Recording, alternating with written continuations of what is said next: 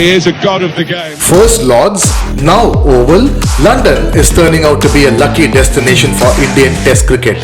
Who needs Ajinkya Rahane when we have Lord Thakur scoring 50s for fun?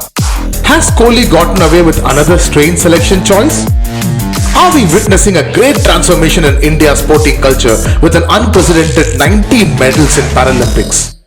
International football games getting abandoned for bizarre reasons, and Dutch Grand Prix after 35 years. Let's go! Absolutely world class! Hello and welcome to episode 30, where I think for the first time we are going to stay true to our podcast title when we are going to discuss more than two, actually we are going to discuss more than three different sports. And like the previous 29 episodes, I'm accompanied by my co-host and my friend Ishan. Hi guys, and congratulations to all those Indian cricket fans out there. I think Bala, if you can see his face, I know you can't, you're not missing out on much. His smile is a little crazy right now. See, I mean, we have had great Paralympic success last week. I mean, totally bizarre and unseen events in Brazil. But yeah, as Ishan pointed out, there is only one place to begin, which is at the Oval, London, where India just won the fourth test against England by 157 runs. And apparently this is our first test win in Oval in some 50 years. And I remember we finished the last episode, the last bit of our last episode was when Root's wicket got out. And now here we are. I mean, less than like an hour from yet another famous victory from India. I knew you were in office. You were not able to follow the game, but incredible bowling performance. I mean, on a wicket which wasn't actually helping a lot for the pace bowlers. Our pace bowlers picked about 7-8 wickets, I believe. So it was amazing performance. But Bala, tell me what happened to our bowling post lunch? Because before lunch it was looking like it was looking very difficult for the Indian bowlers to take wickets. There were good partnerships going on. What do you think happened after lunch? So the ball started reversing, and Bumrah once again showed why he is one of the top, or if not the top pace bowler in the world right now. He started reversing the ball brilliantly. Jadeja was able to, Jadeja since yesterday when England started playing the second innings, started bowling on that rough. He was bowling again and again, he kept on bowling on that one end, and he got one ball to kind of rip and got the top a part of the off stump of Hamid, but that wicket kind of triggered the collapse, and then Bumrah came and started reversing the ball. And once he started reversing the ball, England weren't able to manage. Pope and Bairstow got out in very quick succession, and that put a lot of pressure on Root. And Kohli also, to his credit, made some interesting bowling changes. He brought in Lord Thakur, who took Root's wicket on his very first delivery. I mean, it was an inside edge, but still, that worked. So those kind of smart bowling changes, the reverse swing, all helped, all went India's way. Yeah, do you think it was smart bowling or was he just lucky? There is an argument, but then see, you have to give credit to him for at least taking those decisions to change the bowling. So I once thought that Jadeja should be bowling from the other end. He kept bowling from one end. In fact, pretty much throughout the entire second innings, he kept bowling from that one end. So I thought he should have bowled from the other end, but it worked. Again, I feel like Virat Kohli has gotten away with yet another selection choice, a bizarre selection choice. If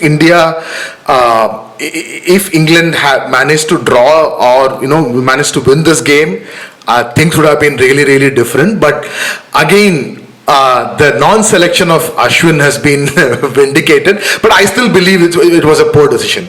The way the pitch was turning, if Ashwin was there, this match would have ended by first session today morning. So I agree. But the one thing hasn't changed for anyone is Bala and my perception of Ajinkya Rahane. What do you have to say? Oh man, actually, I feel sorry for Ajinkya Rahane. I really like him. He's a very good player, very good batsman.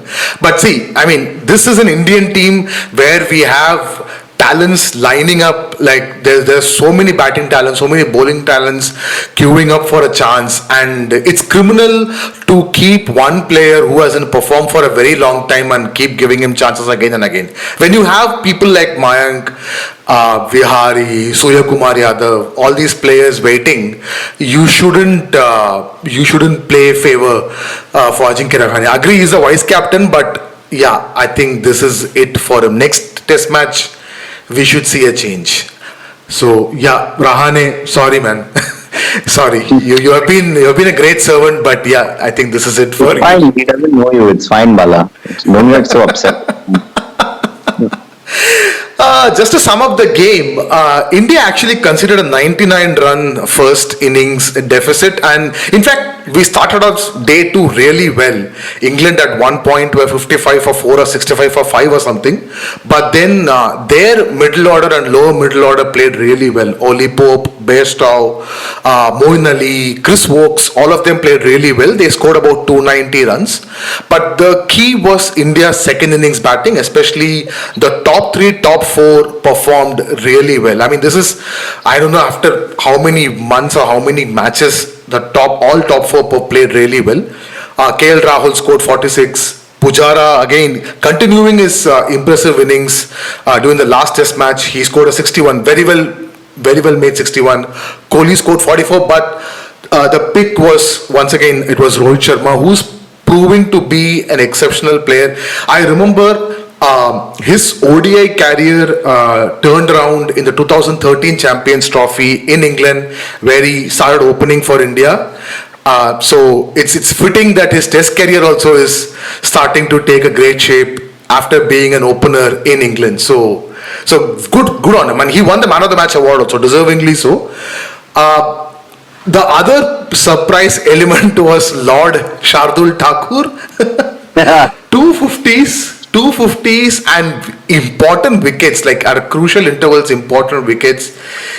Again, he's a very bizarre player, not one of your orthodox player, very unorthodox, but yeah, it works. Brilliant. I think with the ball, he reminds me of Joginder Sharma, if you remember, who used to get mashed and wall up, but he used to always take the crucial wicket. And that's what, and Shardul Thakur is an upgrade on that because he can bat as well. Yeah, and Pant also actually redeemed himself. He scored a very important 50. In fact, those two put on a brilliant 100-run partnership, which actually took India away from defeat, I would say, because post that partnership, India were actually pretty much clear of not losing the game. But yeah, after that, again, Umesh Yadav, Jasprit Bumrah, all of them added useful runs, and we gave them a target of 368, but England were all out for 210 in the second inning. So, yet another amazing win, which means India have regained the Pataudi Trophy. We can't lose this series. The 5th game is in Old Trafford in 4 days' time. So, we'll wait for the Indian team. There has been a COVID outbreak in the Indian camp. Ravi Shastri and the fielding coach and the bowling coach have been tested positive. They have been isolating.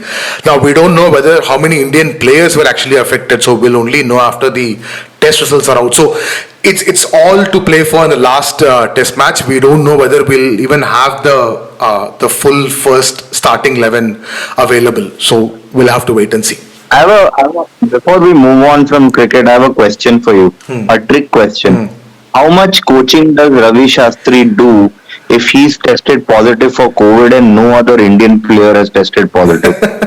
I don't know. See, Ravi Shastri, as I understand, like, he's not a coach. I don't see him giving tips on how to bat and how to bowl and all. He's more like a mentor who brings the best out of the players by motivating them, by encouraging them. It's like Zidane. Yeah. He's like Zidane. Yeah, I mean that's a very, very good example, I would say. The only thing is Zidane was an exceptional player while he was playing. Ravi Shastri wasn't an exceptional player, so come on, he won an Audi in the World Series in 91. We spoke about Paralympic success during the previous episodes, but this one is truly incredible. The Paralympics ended and India finished 24th with 19 medals. Yes, guys, 19 medals. 5 golds, 8 silvers, 6 bronze medals. This is amazing, unprecedented. As an Indian fan who have been following Olympics, I have never seen India cross 10, and this is super performance by all our athletes. In fact, two athletes won two medals each. Avni Lekra and Singra Jadana, both in shooting. We won four medals in badminton, eight in athletics, five in shooting, and one each in archery and table tennis. I managed to watch the badminton finals, which Pramod Bhagat won. The celebrations when he won were truly amazing to watch. It was really inspiring, really emotional. It was superb, and I wish all of them great success. And I hope many other Indians who aspire to become athletes watch these athletes and get inspired by their success. I really hope people are watching this because, as you rightly said, this is unprecedented. It is uncharted waters for India in a global event where we few of our athletes have broken world records, and you never associate India to break world records in an Olympic game, and it doesn't matter if it's Paralympics or normal. A world record is a world record. So amazing, guys! Amazing job. Congratulations to the entire support staff, coaches, the authorities, the members of the Sports Authority of India. I really hope this is the beginning of something amazing for Indian sport. This weekend we saw the F1 Dutch Grand Prix that happened after almost 36 years, and it's the local boy Max Verstappen who won the second consecutive race. Lewis Hamilton finished second, so it's getting really tight at the top of the championship. So what happened actually? To summarize the Grand Prix, it was actually pretty uneventful, which sometimes is a good thing. Verstappen was pole in qualifying. He stayed there throughout the race. It was a pretty comfortable and dominant race by Verstappen, solid.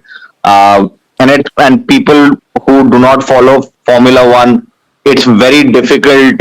Home crowd is actually extra pressure instead of an advantage in Formula One compared to football. So he had a lot. The entire country's weight on his shoulders, and he came up clutch, won a very convincing win. Hamilton second, Bottas third.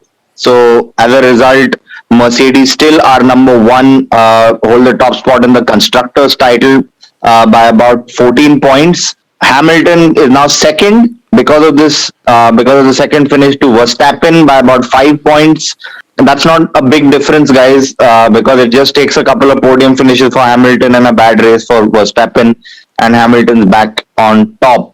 The big news that came out of this, two big news that actually came out of this Formula One was one, my favorite, the legend himself, Iceman Kimi Raikkonen, announced his retirement from Formula One. So he won't be there next season, and he was met with a COVID positive result after announcing it as well. So he did not take part in this race.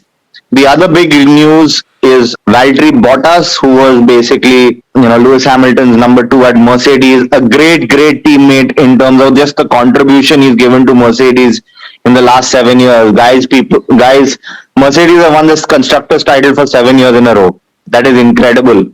It's not just winning individual titles. Both as a team, they won 7 years in a row. Russell will most probably take over because he's a backup driver anyway on contract by Mercedes. He currently drives for Williams. He will replace Bottas mostly, and Bottas has signed a multi-year deal with Alfa Romeo. So yeah, that's a quick update of what's happened in the Dutch Grand Prix, and we're looking forward to the next one. Yeah, the next one is the Italian Grand Prix. It's on this weekend actually, 12th September. So looking forward to that, and hopefully the race is still tighter. I mean, as Ishan pointed out, there's about 3-4 points gap between Hamilton and Verstappen, and about 12 points gap between Mercedes and Red Bull. So expecting a great race. And just a word on Kimi Raikkonen. I mean, he's probably, I think post Schumacher era, I think I started following Raikkonen for a while. I still remember the 2007 2007 Grand Prix, where the last race day had three possible winners, and Raikkonen won it, and won the 2007 title. So, if I have to think of Raikkonen, I'll always go back to that 2007 final race. It was incredible, great career. All the best to him. All the best to his future endeavors. So World Cup qualifiers, we have seen a lot of great football, great goals, but what we saw yesterday night, we actually didn't see in India. It wasn't telecasted anywhere. It was pretty sad. In fact, it was Brazil versus Argentina World Cup qualifier.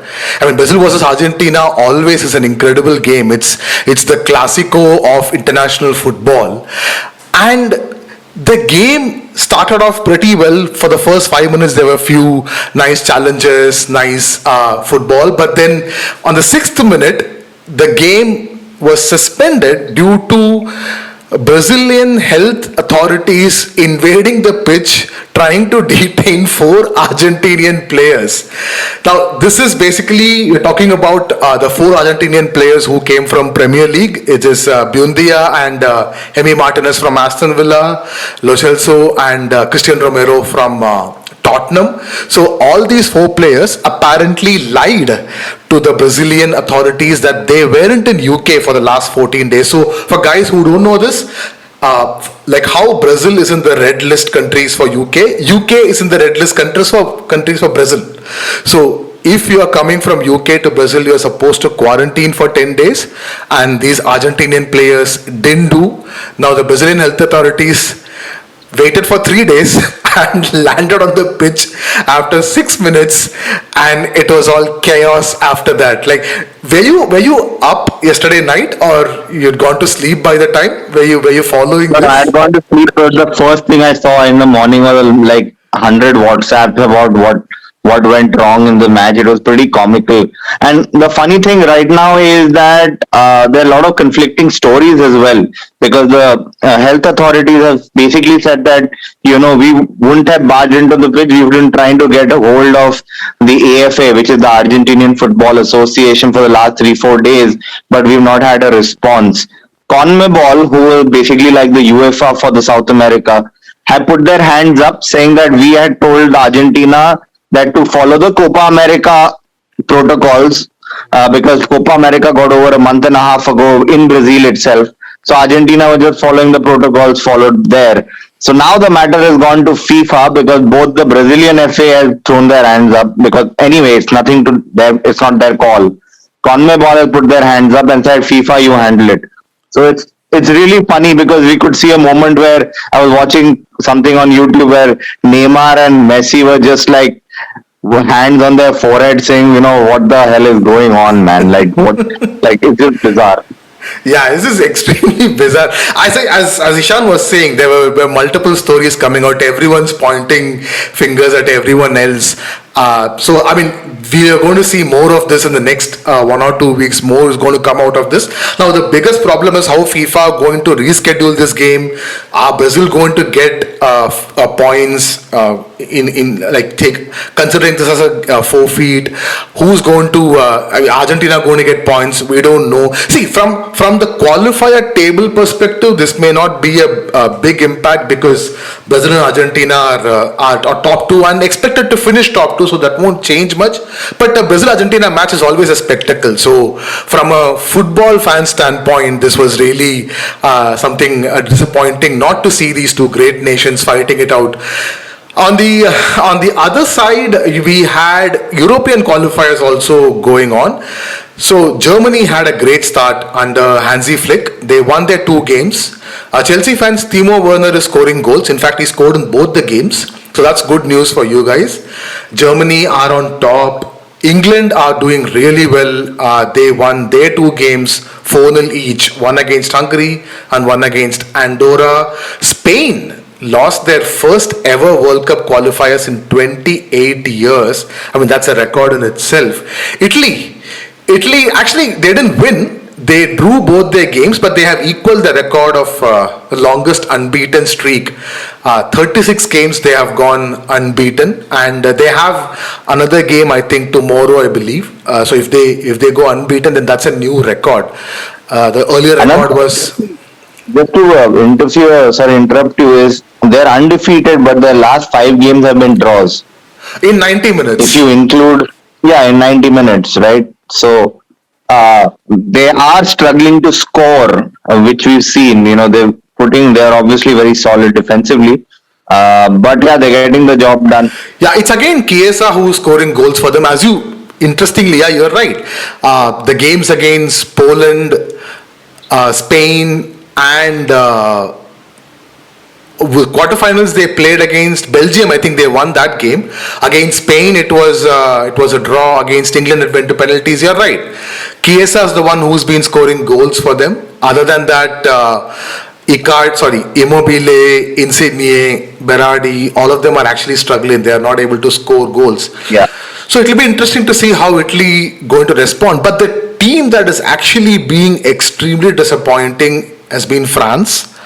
Yeah. We all thought like 3 months back, like they are the strongest team in the world right now. They can put together 3 starting 11s, but they seem to disappoint. I mean, they had 2 draws, one against Bosnia and one against Ukraine. France should have won these 2 games. So, what do you think, Zidane waiting in the sideline to overtake I think it's Deschamps? almost, you're right, you're right. I think it's almost like the end of a cycle, like how Joachim Low reached for Germany. The thing I'm noticing about France is that under Deschamps, they've never actually played swashbuckling football like the team they're supposed, like with the squad they have, they're supposed to be this attack-minded team, right? They've been solid, and they won the World Cup just by being solid defensively and doing the right things at the right time. But in the last couple of months, especially starting of the Euros, yeah, they're just not clicking, and I think a lot of blame goes to Deschamps in the way he, you know, lines up the first 11. The formations are all wrong. It's not too much studying of the opponent goes on. He's by default putting in a 4-3-3 formation, which does not work all the time. And against Ukraine, he could have easily gone with a 4-4-2 and attacked. Because you have that type of players. It's not like it's a B string squad. Everyone was available. You need to win these games. So I think, yeah, I don't know if it will happen before the World Cup, but his time is coming to an end, and you know who is waiting in line. Yeah. Voldemort. We don't know whether we'll see Zidane coaching France in the 2022 World Cup Qatar. But yeah, things are looking not great for France. If this continues, then who knows? Who knows? Deschamps could be out on his way. Other than that, Lewandowski still continue to score goals, and all the other biggies are winning. Netherlands are playing Turkey, I think, today. I have two major updates. Eden Hazard scored a goal. Oh, yes, yes. Yes, And Gareth Bale scored a hat-trick, a dramatic 95th minute goal to make Wales win the match, and it was also his third goal. So amazing news for me as a Madrid fan. Hazard is looking great, by the way. I've never seen him this fit, even including the Chelsea days. He had a great game. So Belgium and Wales won. You were saying Netherlands, it's again become a Memphis Depay show. Yeah, they drew 1-1 against Norway, where Haaland scored, and I think Memphis Depay. Okay, the next game they won 4-0. In fact, if you guys didn't notice, Netherlands have started their new era, or actually the return of Louis van Gaal. He has come out of his retirement to coach Netherlands. So the first game was a 1-1 draw against Norway. The second game was a 4-0 win, a comfortable win. Now, when we're talking about bizarre stuff, right? We're talking about Brazil, Argentina, all this bizarre stuff. There's another bizarre stuff going on in Africa, where the game against Morocco and Guinea was suspended because there was a military coup in Guinea. I mean, nothing to laugh about, actually. It's something sad. So the Moroccan players were actually airlifted by the military, and all of them are safe. I mean, you have famous players like Ashraf Hakimi, who was airlifted, who's now safe. But Liverpool are trying to get Naby Keita out of Guinea. He's still stuck in Guinea. They are not able to take him out of the country, so they are struggling on that front. So a lot of crazy stuff happening around, and you have players who have to come back and quarantine. So for guys who are playing FPL, so please keep a note on Emi Martinez, Bundia, Leselso, and also if you have them in your team, so please remove them. They won't be playing for the next. I'm pretty sure this FPL is dominated by just one player as triple captain this weekend, and he has the number 7. I think everyone probably has him, so they don't care. Yeah, it's Cristiano Ronaldo, but it'll be interesting to see how Cristiano Ronaldo and Bruno Fernandes are going to play. It hasn't been working for Portugal for a while now, so it'll be interesting to see if Ole has a solution to get that work. It's actually very interesting to see the dynamics of the United fans, right, at the stadium, because so far Bruno Fernandes has been their savior, but Bruno Fernandes does not compare to the love and affection the man has. So if there comes a chance where they're not working together, we know who will have to take the fall. Yeah, hopefully Ole finds a solution, and hopefully it's a template that Portugal can also use. Alright guys, that's about it for episode number 30. As I said, this is a short and a sweet episode, as nothing much is happening other than the international football and the cricket. But yeah, even US Open is going on right now, which we'll cover in the next episode. In fact, round 4 has completed, and if I remember correctly, there's been a couple of upsets. Tsitsipas is gone, and I think Berrettini is gone. But other than that, Djokovic is still on. The career Grand Slam is still on, so hopefully we'll get to see more about that in our next episode. So until our next episode, is it bye from Bala? And bye from Ishan, guys. Have a good week. Thank you everyone for listening.